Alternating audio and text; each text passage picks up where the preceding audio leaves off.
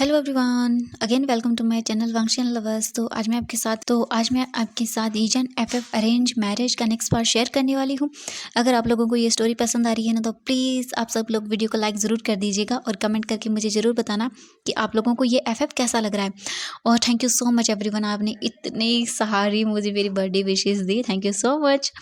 तो चलिए आज का पार्ट हम शुरू करते हैं।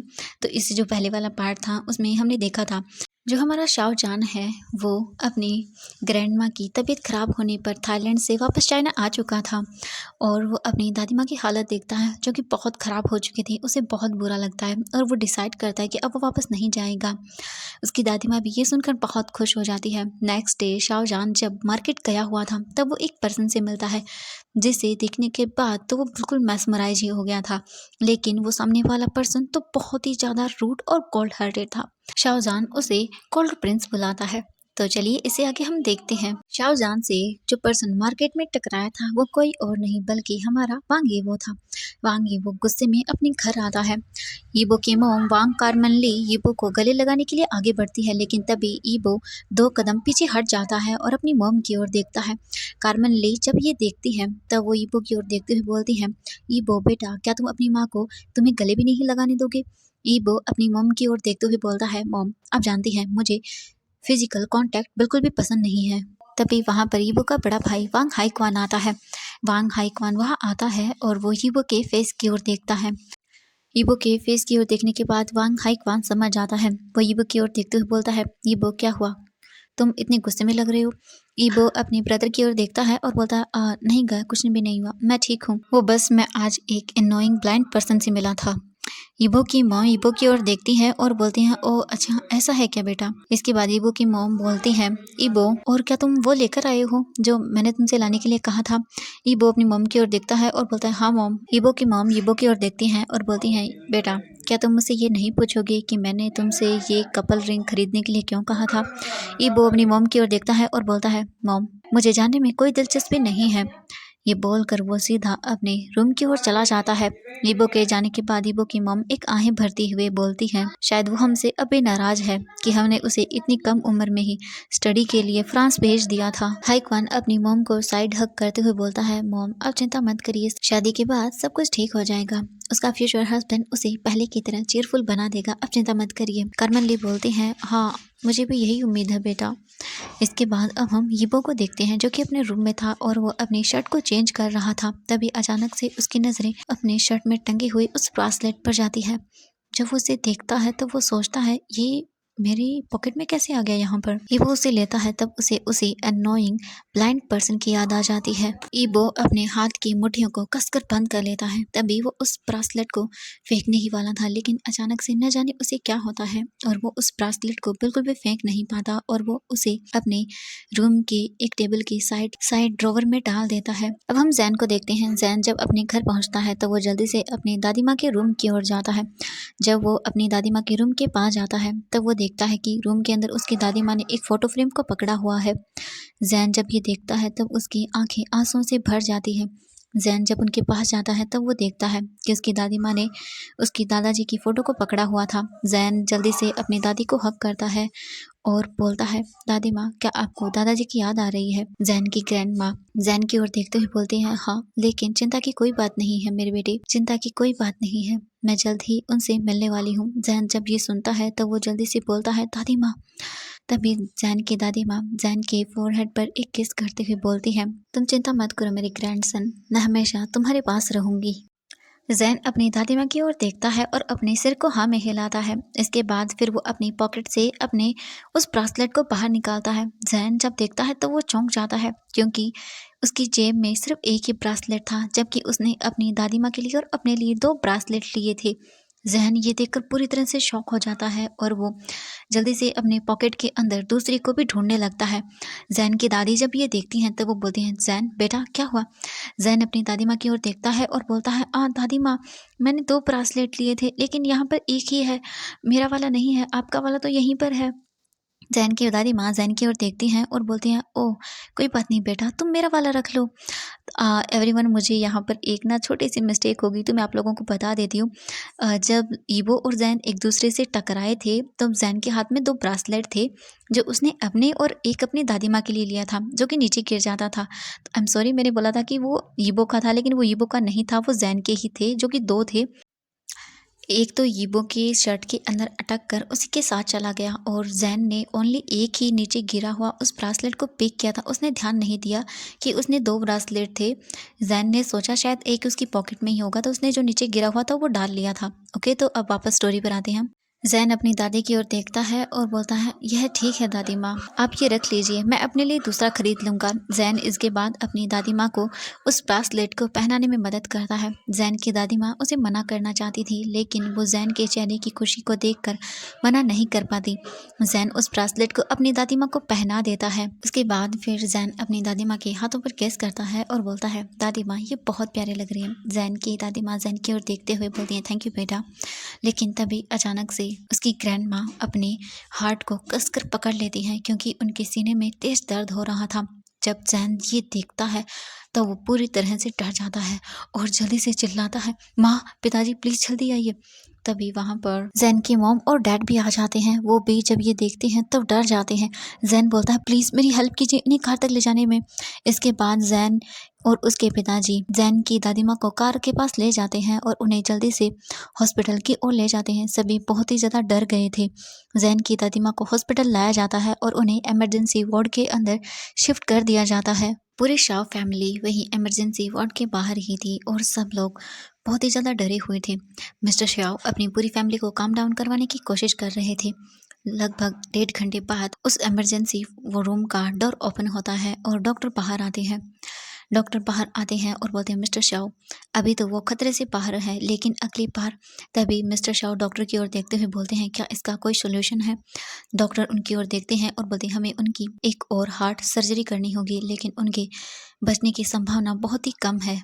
जैन और मिस्टर शाव जल्दी से एक दूसरे को हक कर लेते हैं और रोने लगते हैं। मिस्टर शाव डॉक्टर की ओर देखते हैं और बोलते हैं, कितनी संभावना है? डॉक्टर उनकी ओर देखता है और बोलता है, सिर्फ 20% ही। आप अच्छे से सोच लेने के बाद मुझे बता दीजिएगा। अब आप उनसे मिल सकते हैं और 1 घंटे बाद आप उन्हें अपने घर वापस लेकर जा सकते हैं। इसके बाद डॉक्टर वहाँ से चले जाते हैं। डॉक्टर के जाने के बाद मिस्टर शाव अपनी फैमिली की ओर देखते हैं। सबकी आंखों में आंसू थे और सबकी आंखें रोने के कारण रेड हो चुकी थी। मिस्टर शाव जल्दी से सभी को कसकर गले लगा लेते हैं। कुछ देर के बाद वो सभी एक दूसरे से अलग होते हैं और ग्रैंड माँ से मिलने के लिए उस रूम की ओर चले जाते हैं। जैन जब उस रूम के अंदर आता है तब देखता है उसकी दादी माँ रूम के उस बेड पर सोई हुई थी और उनकी आंखें बंद थी। जैन जल्दी से जाता है और बिल्कुल स्लोली अपनी ग्रैंड माँ को हक कर लेता है, क्योंकि वो उन्हें कसकर गले नहीं लगा सकता था। जैन की ग्रैंड माँ जब ये फील करती हैं तब वो धीरे से अपनी आइज़ को ओपन करती हैं और जैन के बालों में अपने हाथों को फिराती है और एक छोटी सी स्माइल देती है। जैन अपनी दादी माँ की ओर देखता है। जैन की आंखों में आंसू थे। जैन बोलता है, दादी माँ आपने हमें डरा दिया। ग्रैंड माँ जैन की ओर देखती हैं, अपने एक हाथ को जैन के फेस पर लेकर जाती हैं और उसे सहलाते हुए बोलती हैं, माय ग्रैंडसन, अब मेरा टाइम पूरा हो चुका है, मैं किसी भी वक्त जा सकती हूँ अब। जैन नाम में अपने सिर को हिलाता है। ग्रैंड माँ जैन की ओर देखती हैं और बोलती हैं, जैन बेटा, क्या तुम मेरी एक लास्ट विश को पूरा करोगे? जैन अपनी दादी माँ की ओर देखते हुए अपने सिर को हाँ में हिलाता है और बोलता है, हाँ मैं करूँगा। ये सुनने के बाद मिस्टर और मिसेस शाव दोनों ही बिल्कुल अलर्ट हो जाते हैं, क्योंकि उन्हें पता था कि अब ग्रैंड माँ क्या बोलने वाली हैं।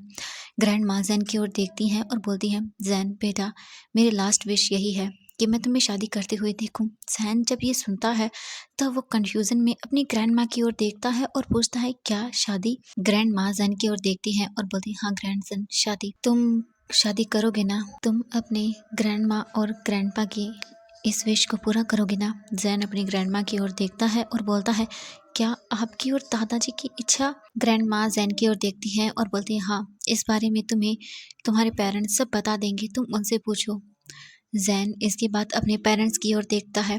मिस्टर और मिसेस शाओ जैन की ओर देखते हैं और अपने सिर को हाँ में हिला देते हैं। इसके बाद जैन कुछ देर तक कुछ भी नहीं बोलता। फिर वो अपनी दादी माँ की ओर देखता है और बोलता है, हाँ मैं शादी करूँगा। लेकिन अचानक से ये शादी की बात कहाँ से आ गई? तभी मिसेस शाओ जैन के पास आती है और बोलती है, बेटा मैं तुम्हें सब बता दूंगी। जैन अपने सिर को हाँ में हिला देता है। इसके बाद मिसेस शाओ जैन के पास आती हैं और बोलती हैं, बेटा तुम्हारी शादी बचपन में ही मिस्टर वांग के सबसे छोटे ग्रैंडसन से तय हो चुकी थी। तुम जानते हो कि तुम्हारे दादाजी मिस्टर शाओ और मिस्टर वांग बचपन में ही एक दूसरे के फ्रेंड बन गए थे और उसके बाद मैं और मिस्टर वांग कारमन ली हम दोनों भी एक दूसरे के फ्रेंड्स हैं। तो हम चाहते थे कि आगे भी हमारे बच्चे एक दूसरे के साथ ही इसी तरह से रहें। इसीलिए हमने तुम्हारी शादी उनके सबसे छोटे बेटे से तय कर दी थी बचपन में ही, क्योंकि तुम्हारे पिताजी ने भी हाँ बोल दिया था। जैन अपनी मॉम की सारी बातों को सुन रहा था, वो भी बिना पलक झपकाए हुए, क्योंकि वो बिल्कुल शॉक था इन सब चीज़ों को सुनने के बाद। उसे कोई भी आइडिया नहीं था इस बारे में कि उसकी सगाई बचपन में ही हो चुकी है मिसेस वांग कारमेन ली के बेटे के साथ। जैन अपने इन्हीं विचारों में खोया हुआ था। तभी जैन अचानक से अपनी दादी माँ की आवाज़ को सुनता है। तब वो अपने विचारों से बाहर आता है। ग्रैंड माँ जैन की ओर देखते हुए बोलती है, ग्रैंडसन, क्या तुम अपने दादाजी की इस विश को पूरा करोगे? तुम्हारे दादाजी चाहते थे कि वांग फैमिली के साथ हमारे ये फ्रेंडशिप का रिश्ता एक रिश्तेदारी में बदल जाए, तो क्या तुम अपने दादाजी की इस विश को पूरा करोगे? जैन का माइंड इस वक्त पूरी तरह से ब्लैंक हो चुका था। वो कुछ भी सोच समझ नहीं पा रहा था। कुछ सेकंड के बाद जैन अपने विचारों से बाहर आता है। अपनी दादी माँ की ओर देखते हुए बोलता है, दादी माँ आपके लिए कुछ भी। ग्रैंड माँ जब ये सुनती हैं तब उनके फेस पर एक बहुत बड़ी वाली स्माइल आ जाती हैं और वो जल्दी से जैन को गले लगा लेती हैं और बोलती हैं, थैंक यू सो मच मेरे प्यारे बेटे। और वहीं दूसरी ओर हम वांग कारमन ली को देखते हैं। जब उन्हें ये सब पता चलता है तो वो जल्दी से मिसेस शाओ को कॉल करती हैं और उन्हें बताती हैं कि वो ग्रैंड माँ से मिलने के लिए हॉस्पिटल आना चाहती हैं। तभी मिसेस शाओ उन्हें सभी चीज़ें बता देती हैं और कहती हैं, हमें जल्दी ही इस वेडिंग को फिक्स करना होगा, क्योंकि ग्रैंड माँ जैन की शादी को देखना चाहती हैं। मिसेस वांग कारमन ली भी इस बात पर सहमत हो जाती हैं। इसके बाद यीबो की मॉम यीबो के रूम के पास जाती हैं और डोर को नॉक करती हैं। यीबो एक कॉल टोन में बोलता है, अंदर आइए। यीबो की मॉम रूम के अंदर जाते हैं तो देखते हैं कि यीबो अपने लैपटॉप पर कुछ काम कर रहा था। यीबो की मॉम यीबो की ओर देखती हैं और बोलती हैं, बेटा मुझे तुमसे कुछ बात करनी है। यीबो अपनी मॉम की ओर देखता है और बोलता है, हाँ बोलिए, मैं सुन रहा हूँ। यीबो की मॉम यीबो की ओर देखते हुए बोलती हैं, यीबो बेटा ये तुम्हारी शादी के बारे में है। यीबो जब ये सुनता है तब वो अपनी मॉम की ओर देखता है और बोलता है, क्या, कैसी शादी? यीबो की मॉम बोलती है, बेटा तुम्हारी शादी। यीबो अपनी मॉम की ओर देखते हुए सख्ती से बोलता है, मॉम मैं आपको बता रहा हूँ कि मैं शादी नहीं करना चाहता हूँ। यीबो की मॉम यीबो को देखती हैं और बोलती है, तुम्हें करनी होगी। हमने तुम्हें पहले नहीं बताया था, लेकिन अब मैं तुम्हें बता रही हूँ कि तुम्हारी शादी तुम्हारे दादाजी ने बचपन में ही उनके दोस्त के बेटे से तय कर दी थी, तो अब तुम्हें ये करना ही होगा, तुम मना नहीं कर सकते हो। यीबो जब ये सुनता है तो वो बोलता है, क्या एक अरेंज मैरिज? यीबो की मॉम बोलती है, हाँ तुम्हें ये करना होगा, तुम्हारे पास इसके अलावा कोई और रास्ता भी नहीं है, तुम मना नहीं कर सकते हो। तुम्हारे फ्यूचर पार्टनर ने पहले ही हाँ बोल दिया है शादी को लेकर। अब हम एक अच्छी सी तारीख पर जल्दी ही तुम दोनों की शादी करवा देंगे। यीबो जब ये सुनता है तब वो बोलता है, how could you do this? आप मेरे साथ ऐसा कैसे कर सकती हैं? यीबो की मॉम यीबो की ओर देखती हैं और बोलती हैं, जैसा कि मैंने तुम्हें पहले ही बताया था कि तुम मना नहीं कर सकते हो, तुम्हारे पास कोई और रास्ता नहीं है, तुम्हें शादी करनी होगी, दैट्स इट, और कुछ नहीं। ये बोलकर यीबो की मॉम रूम से चली जाती है। यीबो अपने हाथों की मुट्ठियों को कसकर बंद कर लेता है और बोलता है, ठीक है मैं शादी करने के लिए तैयार हूँ, लेकिन मैं उस पर्सन की लाइफ को हेल बना दूंगा, उसे रिग्रेट होगा मुझसे शादी करने पर। इसके बाद एक हफ्ते के बाद ही जैन और यीबो की वेडिंग को फिक्स कर दिया जाता है। जैन के माता पिता सब लोग चाहते थे कि पहले उन दोनों की एंगेजमेंट की जाए, लेकिन जैन की ग्रैंडमा की हालत दिन ब दिन बिगड़ती जा रही थी, जिस वजह से वो और लेट नहीं कर सकते थे। इसके बाद वांग फैमिली और शाओ फैमिली ने एक दूसरे के साथ गिफ्ट को एक्सचेंज कर लिया और वो वेडिंग क्लॉथ को भी एक्सचेंज कर लेते हैं। वीबो और जैन एक दूसरे को नहीं मिल सकते थे उनकी शादी से पहले, क्योंकि ये वांग फैमिली का एक ट्रेडिशन था जिसमें ब्राइड को ग्रूम से मिलने नहीं दिया जाता है। उनकी शादी से पहले शादी की रात को ही वो दोनों एक दूसरे से मिल सकते हैं और वेडिंग के दिन ब्राइड को अपने फेस पर वेल पहनना होता है, जिसे उसका हस्बैंड उसकी वेडिंग नाइट को ही हटा सकता है। तो उन दोनों की शादी बिल्कुल ही एकदम ट्रेडिशनल चाइनीज तरीके से होने वाली थी। वांग फैमिली और शाओ फैमिली दोनों ही बहुत खुश थे, लेकिन हमारे मेन कपल यीबो और जैन दोनों ही बिल्कुल भी खुश नहीं थे। वहीं एक तरफ जैन बहुत ही ज़्यादा सैड था वेडिंग को लेकर, और वहीं दूसरी तरफ यीबो वेडिंग को लेकर बहुत ही ज़्यादा गुस्सा था। इसी तरह से टाइम बीत जाता है और फाइनली वांग यीबो और शाओजन की वेडिंग का डे भी आ जाता है। जैन अपनी वेडिंग का वाइट सूट पहनकर बिल्कुल रेडी हो चुका था, लेकिन वो बहुत सैड था क्योंकि उसे ये भी नहीं पता कि उसका हस्बैंड कैसा दिखता है, और दूसरी तरफ उसकी दादी माँ की हालत भी बिल्कुल सही नहीं थी। वो कभी भी उन्हें छोड़कर जा सकती थी। जैन अपने विचारों से तब बाहर आता है जब उसने अपनी माँ को उसकी ओर आते हुए देखा। जैन की मॉम जैन के पास आती हैं और वो उसके फोरहेड पर एक किस करती हैं और बोलती हैं, मेरा बेटा आज बहुत सुंदर लग रहा है। जैन अपनी मॉम की ओर देखता है और बोलता है, थैंक यू मॉम। जैन की मॉम जैन की ओर देखती हैं और बोलती हैं, बेटा मैं जानती हूँ कि तुम बहुत ज़्यादा चिंतित हो और इस शादी से बिल्कुल भी खुश नहीं हो, लेकिन मैं कुछ भी नहीं कर सकती हूँ बेटा। I am sorry. ये बोलकर उनकी आंखों में आंसू आने लगती हैं। जैन अपनी मॉम की ओर देखता है और अपने हाथों से उनकी आंखों से गिर रहे आंसू को वाइप करता है और बोलता है, मॉम ये ठीक है, आप चिंता मत करिए। मैं कामना करता हूँ कि मेरी वेडिंग लाइफ बहुत अच्छी हो। जैन की मॉम जल्दी से अपने बचे हुए आंसुओं को वाइप करती है और बोलती है, हाँ मैं भी तुम्हारे लिए प्रे करूँगी कि तुम्हारी वेडिंग लाइफ बहुत अच्छी हो, तुम दोनों हमेशा खुश रहो। जैन अपने सिर को हाँ में हिलाता है। इसके बाद जैन की मॉम जैन की ओर देखती हैं और बोलती हैं, बेटा अब तुम्हें चलना होगा, सारे मेहमान पहले से ही आ चुके हैं। जैन बोलता है, ठीक है। इसके बाद जैन को उसके फेस पर एक वेल पहना दिया जाता है। जैन की मॉम जैन को लेकर वेडिंग हॉल के अंदर आती हैं। जैन के फेस पर वेल होने की वजह से उसे कुछ भी साफ दिखाई नहीं दे रहा था, उसे सब कुछ धुंधला धुंधला दिखाई दे रहा था। जैन अपनी मॉम के साथ वेडिंग हॉल के अंदर आता है। जैन के डैड ने जैन का हाथ पकड़ा और वो उसे स्टेज की ओर लेकर चले जाते हैं। जैन को स्टेज पर एक पर्सन ब्लैक सूट पहने हुए खड़ा दिखाई दे रहा था। उसकी छवि बिल्कुल ही धुंधली थी। जैन के फादर ने जैन का हाथ ईबो के हाथ में दिया और कहा, मेरे बेटे का अच्छे से ख्याल रखना। ईबो ने बस अपने सिर को हाँ में हिलाया। इसके बाद वहाँ पर जो प्रीस्ट थे उन्होंने वेडिंग के रिचुअल्स को करना शुरू कर दिया। कुछ ही देर के अंदर जैन को अपने हाथ पर बहुत ही पेन फील होने लगा था क्योंकि ईबो ने कसकर जैन का हाथ पकड़ा हुआ था। जैन ने अपने हाथों को छुड़वाने की कोशिश की, लेकिन ये सब व्यर्थ ही गया। ईबो ने टाइट करके उसके हाथ को ही पकड़ के रखा था और भी ज़्यादा। कुछ देर के बाद प्रीस्ट ने उनकी ओर देखा और वो बोलते हैं, बच्चों क्या सब ठीक है? ईबो वेल में खड़े हुए उस पर्सन की ओर घूर कर देखता है और फिर बोलता है, हाँ मैं ठीक हूँ, धन्यवाद।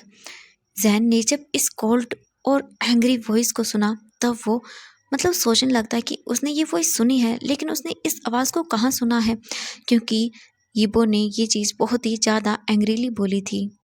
जैन ने जब प्रीस्ट की आवाज़ को सुना तब जाकर वो अपने होश में आता है, क्योंकि प्रीस्ट अब उनके वेडिंग रिचुअल्स को बोलना शुरू कर रहा था। प्रीस्ट ने उनकी ओर देखा और वो बोलता है, क्या आप मिस्टर वांग यीबो को अपना लीगल वेडिड हस्बैंड स्वीकार करते हैं? क्या आप इनका साथ देंगे जब ये बीमार होंगे, अमीर होंगे, गरीब होंगे, लाइफ के हर एक मोमेंट पर आप इनका साथ देंगे? जैन ने कुछ देर तक कुछ नहीं कहा। वो जब ये देखता है तब वो सोचता है, क्या ये मना करेगा? तो एवरीवन आज के लिए बस इतना ही। मिलते हैं नेक्स्ट पार्ट में। बाय बाय एवरीवन, और thank you so much video देखने के लिए। और मैं आप लोगों को एक बात और बता दूं, मेरा एक और थर्ड चैनल भी है जिसका नाम फैन फिक्शन एक्सप्लेनर गर्ल है, तो प्लीज़ आप लोग उसे भी सब्सक्राइब कर लेना, क्योंकि मैं वहाँ पर भी एक न्यू FF शेयर करने वाली हूँ जिसका नाम है you are the curse of my life. Okay, तो बाय बाय एवरीवन।